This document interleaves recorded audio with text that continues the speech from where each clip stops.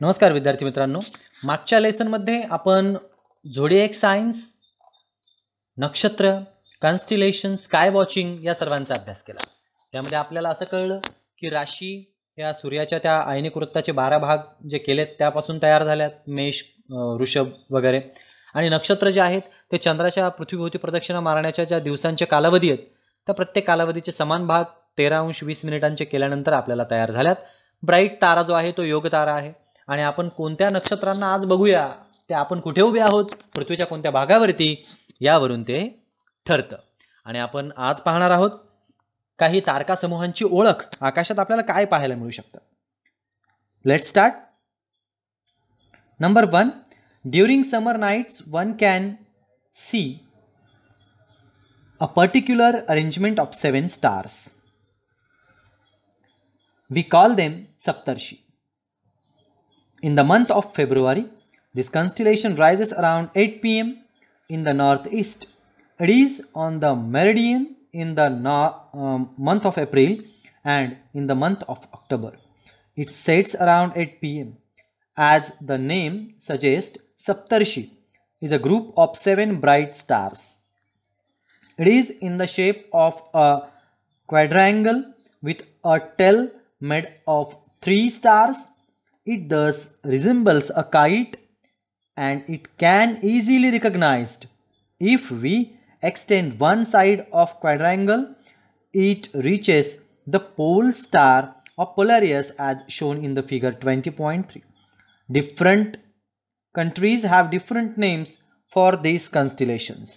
In English, it is called the Great Bear. बघा, तारका समूहांची ओळख करून घेताना हा पहिला तारका समूह कुठला आहे तर याला नाव दिलंय सप्तर्षी. उन्हाळ्यामध्ये हा विशेष करून आपल्याला दिसतो. फेब्रुवारी महिन्यामध्ये रात्री 8च्या सुमारास ज्या दिशेला तो दिसतो त्याचं नाव आहे ईशान्य. तिथून उगम होतो आणि मध्यमंडलावरती म्हणजे मेरिडियनवरती एप्रिल महिन्यामध्ये तो असतो. तर ऑक्टोबर महिन्यात रात्री 8च्या सुमारास हा मावळतो. फेब्रुवारीत तर उगम होतो 8ला आणि ऑक्टोबर महिन्यामध्ये 8ला तो मावळलेला असतो. सप्तर्षी नावामध्ये 7 ताऱ्यांचा समूह असतो. 1, 2, 3, 4, 5, 6 आणि 7. आता ही जर आकृती तुम्ही व्यवस्थित पाहिली तर तुमच्या लक्षात येईल की हा काईट सारखा शेप आहे, पतंगासारखा. इथे आहे हे पतंगाची वरची बाजू आणि इथे आहे ही त्याची शेपूट. अशा पद्धतीने हा काईट लाईक स्ट्रक्चर याचा आपल्याला दिसतंय.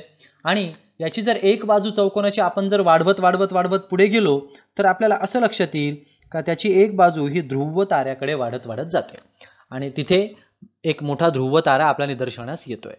ध्रुव ताऱ्याच्या जवळ असणारी पतंगाची ही आकृती ज्याच्यात 7 ठळक तारे आहेत, या ताऱ्यांच्या जवळ सप्तर्षी या तारकांचा समूह आपल्याला पाहायला मिळतो. हा ईशान्य दिशेला उगवतो फेब्रुवारी महिन्यामध्ये. आता पुढच्या तारका समूहाकडे जाऊया. Number 2, the constellation of Saptarshi and Sharmishta or Cassiopeia are useful in locating the pole star. Sharmishta is made up of 5 bright stars which are distributed along the figure of letter M. The perpendicular bisector of the joining the 3rd and 4th star Sharmishta goes towards the pole star. The pole star has Saptarshi on one side and Sharmishta on the other.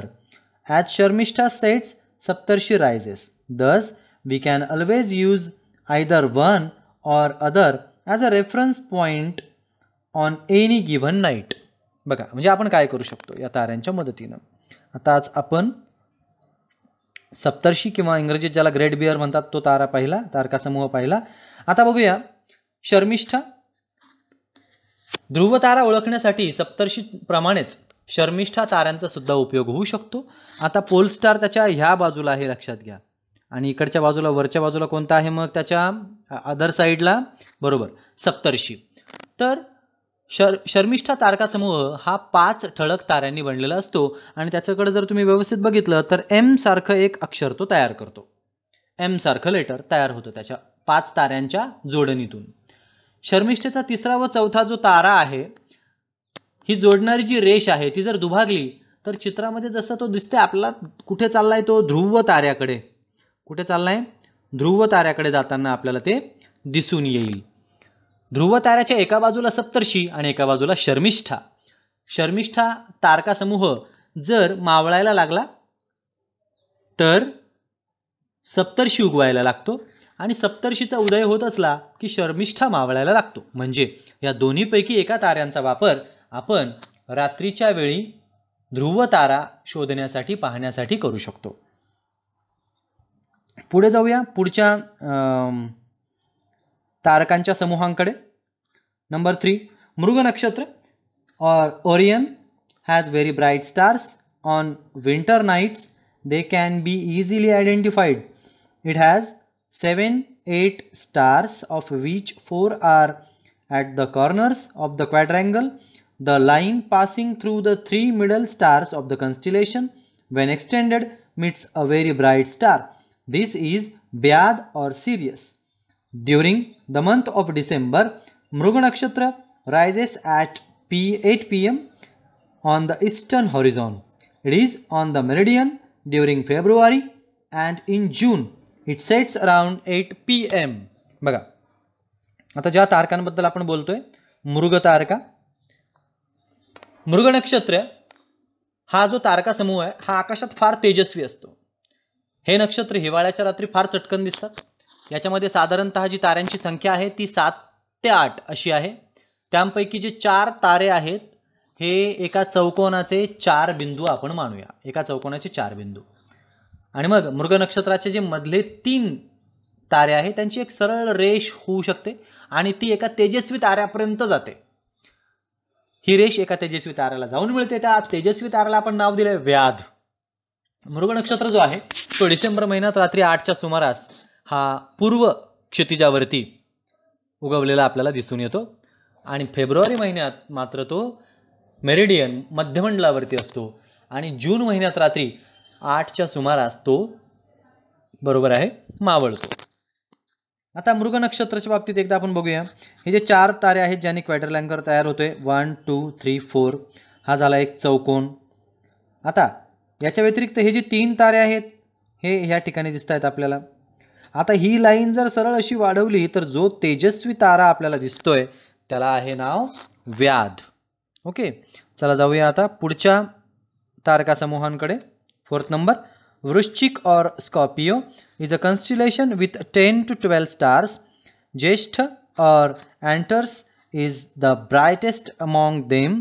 This constellation is below the equator in the sky of the southern hemisphere.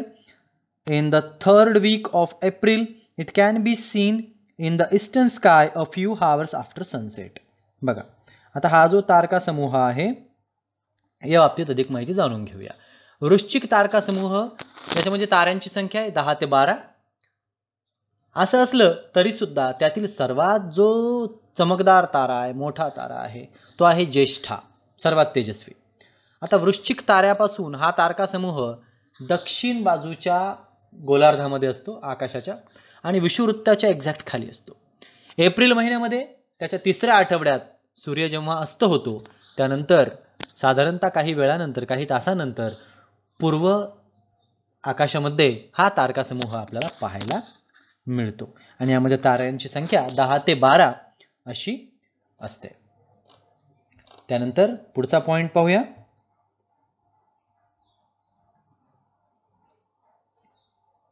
With the help of your friends, draw a big circle on the ground as shown in figure 20.4. Ask 12 of your students to stand at equal distances along the circle, each holding a place card with a name of one zodiac sign in proper order. Make one friend stand and as the sun at the center of the circle. Now move along a smaller circle around the sun. If you are the earth facing the sun all the time, what do you notice as you move along this circular orbit? Ask your friends to take turns to do the same. Discuss what everybody sees. बघा आपल्याला एक कृती करायची आहे. कृती काय? आकृतीत ज्या पद्धतीने तुम्हाला दिसतंय त्या पद्धतीने तुम्हाला उभं राहायचं. ही जी सर्कल आकृती आहे अशा पद्धतीने तुम्हाला उभं राहायचं. उभं राहून काय करायचंय बघा एक मोठं वर्तुळ करून घ्यायचं. त्याच्यावर 12 मित्र उभे करायचे. प्रत्येकाच्या हातात एक एक पाटी द्यायची. पाटी कसली असेल? राशींची नावं लिहिलेली सगळी, मेष, वृषभ वगैरे. वर्तुळाच्या केंद्रस्थानी एका मित्राला सूर्य म्हणून उभं करायचंय आणि तुम्ही पृथ्वी होऊन जा. आता तुम्ही काय करायचंय? तुम्ही पृथ्वी आहात म्हणून सूर्य असलेल्या मित्राकडे पाहतच त्याच्या भोवती काय करायचं? तुम्ही फिरायचं. त्याच्याकडून तोंड टर्न करायचं नाही, त्याच्याकडे पाहतच गोल गोल गोल गोल त्या छोट्या सर्कलवर तुम्हाला फिरायचं आहे. आता तुम्हाला काय जाणवतंय बरं हे सगळं करत असताना? काही फरक पडतोय का? आता क्रमाने इतर मित्रांना सुद्धा अनुभव सांगा, त्यांना पण पृथ्वी करा आणि त्यांना पण फिरायला सांगा असं गोल गोल गोल गोल. नेमकं काय दिसतंय? In this figure when the girl looks at the flower pot in addition to the flower pot she also sees the trees in the background. बघा काय होतं याच्यामध्ये? ती जी मुलगी चित्रामध्ये फुलदाणी बघते तेव्हा तिला फुलदाणी तर दिसतच आहे, परंतु तिच्या बॅकग्राऊंडला जे काही झाडं वगैरे आहेत ते सुद्धा त्या मुलीला दिसत आहेत ना. येस, ते सुद्धा त्या मुलीला दिसत आहेत. हे तुम्ही करून बघा आणि त्यानंतर तुम्हाला जे काही दिसेल निरीक्षक म्हणून, तर त्या गोष्टी पॉइंट आउट करून ठेवा, नोट करून ठेवा. आता यातली जी सगळ्यात महत्त्वाची गोष्ट आहे ती तुम्हाला सांगतो. सूर्याकडे पाहणारा जो ऑब्झर्वर आहे, निरीक्षक आहे, त्याला सूर्य दिसणारच आहे आपल्या या कृतीमध्ये, पण सूर्याच्या पाठीमागील एखादा जो तारका समूह असेल तो सुद्धा त्याला दिसेल. म्हणजे फॉर एक्झाम्पल असं, तुम्ही ज्या वेळेस इथे आहात तेव्हा तुम्ही सूर्याकडे तोंड केलेलं आहे, तुम्हाला सूर्य दिसणार आहे. त्याचबरोबर तुम्हाला या बॅकग्राऊंडच्या गोष्टीसुद्धा दिसणार आहेत, म्हणजे या 2 तारका समूहसुद्धा तुम्हाला दिसणार आहेत. जसं की या मुलीला फ्लावर पॉट सोबत हे पाठीमागचं बॅकग्राऊंडही दिसत होतं. त्याच पद्धतीने आता तुमची जर पोझिशन बदलली तर तुम्हाला वेगळे तारकासमूह दिसतील, पोझिशन बदलली की आणखी वेगळे तारकासमूह दिसतील. म्हणजेच काय? याला संक्रमण म्हणूया. सूर्याच्या प्रखर प्रकाशामुळे काय होतं? काही तारकासमूह आपल्याला दिसतील, काही दिसू शकणार नाही, तरी त्याच्या मागे तारका असणारच आहेत. म्हणजे काही दिसल्या नाही म्हणजे असं नाही की त्या नाहीत, तिथं त्या आहेत, पण आपल्याला काय दिसलं नाही? सूर्याचा प्रकाश त्यांच्यावरती पडला आणि त्यामुळे सूर्याच्या प्रकाशापुढे त्या क्षीण झाल्या आणि म्हणून त्या आपल्याला दिसल्या नाही. यालाच सूर्याने एखाद्या राशीत प्रवेश केला किंवा संक्रमण केलं असं सुद्धा आपण म्हणतो. मकर संक्रांत हे एका संक्रमणाचाच प्रकार आहे, ज्याला आपण एक सण म्हणून साजरा करतो.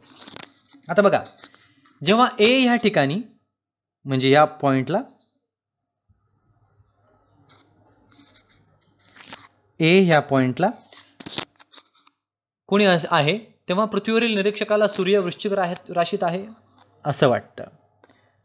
म्हणजे पृथ्वी जेव्हा ए ह्या ठिकाणी आहे तेव्हा पृथ्वीवरील जो निरीक्षक आहे त्याला सूर्य कोणत्या राशीत आहे असं दिसणार आहे? वृश्चिक राशीत आहे असं दिसणार आहे. आता त्यापेक्षा पुढे पृथ्वी जेव्हा ए पासून बी पर्यंत प्रवास करेल तेव्हा निरीक्षकाला वाटेल की त्याने वृश्चिक राशीतून आता तूळ पुढच्या राशीत प्रवेश केला आहे. कारण काय? की त्याचा अँगल बदलणार आहे. अँगल बदलत चालला की तो इथून कुठे जाईल? आता इकडे चालला आहे. म्हणजे आता सध्या त्याला इथे दिसतोय, या ठिकाणी त्याने त्या राशीत प्रवेश केला आहे. म्हणजे निरीक्षक ज्या ठिकाणी उभा आहे पृथ्वीवरती, तिथून जी पृथ्वीची चक्कर सूर्याची चालू आहे घ्यायचं काम, या सगळ्या भासमान भ्रमणामुळे वेगवेगळ्या प्रकारचे मार्ग तयार होतात आणि मग वेगवेगळ्या ठिकाणी या पद्धतीचं संक्रमण घडतं. प्रत्यक्ष सूर्य या ठिकाणी भ्रमण करत असतो का? फिरत असतो का या राशींकडे? तर नाही. पृथ्वी सूर्याभोवती फिरते आणि त्याचा आभास आपल्याला होतोय. सूर्याच्या ह्या भ्रमणालाच, सूर्य फिरल्याचा फक्त आभास होतो, पण सूर्याच्या ह्या भ्रमणालाच आपण भासमान भ्रमण म्हणतो भूगोलात. आणि सूर्याच्या या मार्गाला सूर्याचा भासमान मार्ग असं म्हणतात. सूर्य पूर्वेस उगवतो, पश्चिमेस मावळतो, असं होतंय का? तर नाही.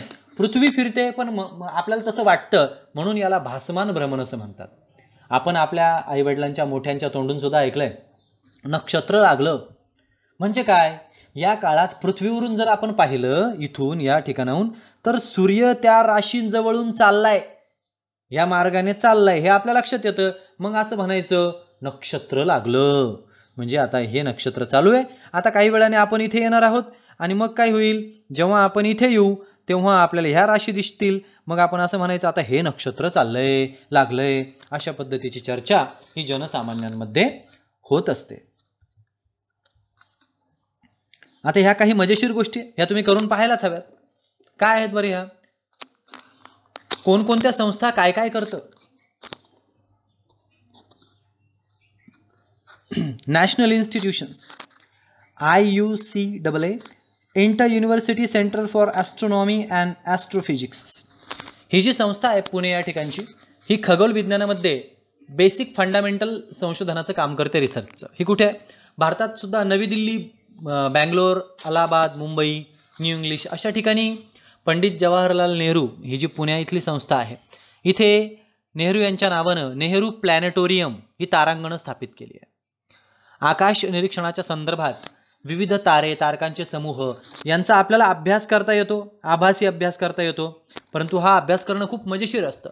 बऱ्याच वेळा शाळांच्या सहली अशा ठिकाणी जातात आणि विद्यार्थ्यांना आकाशात काय चाललंय, कोणते तारे कुठे आहेत, हे त्याचा अभ्यास भासमान रीतीने करता यावा म्हणून हे सादरीकरण खूप चांगल्या रीतीने ह्या प्लॅनेटोरियममध्ये तयार केलं आहे. नक्कीच तुम्ही प्लॅनेटोरियमला व्हिजिट द्या. आणि त्याच्यासोबतच हे पण लक्षात ठेवा, विज्ञानामुळं सूर्यमालेचे घटक, ग्रह, उपग्रह, धूमकेतू यांचा काय संबंध आहे, लांब लांबच्या ताऱ्यांचा आपण अभ्यास केला आहे, तारकांचे ग्रुप्स कसे तयार झाले, त्याचा मानवी जीवनाशी काही संबंध पण नाही आहे, हे कळलं आहे. 20व्या शतकात माणसाने चंद्रावरती पाऊल टाकलं आहे. 21व्या शतकात तो आता मंगळाच्या पुढे जाईल. वैज्ञानिक युगात बदल होत जाणार आहेत, मोठमोठ्या गोष्टी डेव्हलपमेंट होत जाणार आहेत. वैज्ञानिक चाचण्यांमुळे काही गोष्टी अशा होत्या ज्या जुन्या काळात खूप अंधविश्वासू आणि ज्याच्यावरती विश्वास ठेवणं केवळ अशक्य आणि वेगळ्या शक्तीचा वापर करून विनाकारण त्या गोष्टीत आपला वेळ घालायचा आणि वेगवेगळ्या भ्रामक कल्पना आपल्या उराशी बाळगायच्या, हे विज्ञानानं खोडून काढलंय. त्यामुळं चुकीच्या गोष्टींवरती विश्वास ठेवू नका. विज्ञान सांगते प्रत्येक गोष्ट तपासून पहा आणि मग आपल्या पैशांचा, शक्तीचा गैरवापर होणार नाही, अपव्यय होणार नाही. त्यामुळं विज्ञानाच्या दृष्टिकोनातून या सगळ्या ग्रहताऱ्यांकडे बघा. तुम्हाला कुठलाच ग्रहतारा शुभ किंवा अशुभ वाटणार नाही. उलट यातून होईल तो तुमचा आकाशासोबतचा संबंध दृढ होईल, त्याच्याशी तुमचं नातं जोडलं जाईल. त्यामुळे स्काय वॉचिंग हा एक छान अनुभव आहे. इंटरनेटवरतीही सर्च करा. वेगवेगळ्या प्रकारचे अँड्रॉइड ॲप्लिकेशनसुद्धा तुम्हाला छान छान ताऱ्यांची माहिती देण्यासाठी तयार झाले आहेत. त्याचा उपयोग करा. परत भेटूया पुढच्या धड्यामध्ये. तोपर्यंत गुड बाय.